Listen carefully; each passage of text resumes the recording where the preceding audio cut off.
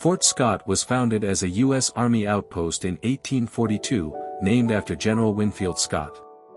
It was part of a chain of forts designed to maintain peace between Native American tribes and white settlers on the frontier. Located between Fort Leavenworth and Fort Gibson, it served as a key point along the permanent Indian frontier, protecting the region during westward expansion, Bleeding Kansas and the Civil War, 1850s to 1860s. In the 1850s, Fort Scott became a focal point during the Bleeding Kansas period, a violent conflict between pro-slavery and anti-slavery settlers over whether Kansas would enter the Union as a free or slave state. The town saw skirmishes and raids, and during the Civil War, the fort served as a Union supply base and training center, with its military presence shaping the town's identity.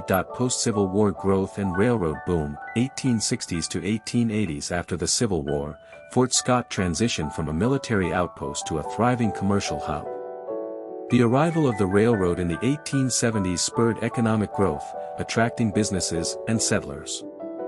The town became a center for trade, agriculture, and industry, with its brick-paved streets and Victorian architecture reflecting its prosperity. Historic preservation and National Historic Site, 1960s present. The military fort was decommissioned in 1873, but efforts in the 20th century led to its preservation. In 1965, Fort Scott was designated a National Historic Site, managed by the National Park Service.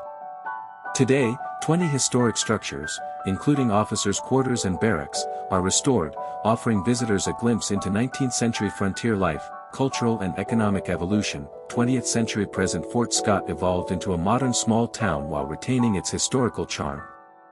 It became known for its annual Good Old Days Festival, historic trolley tours, and vibrant downtown.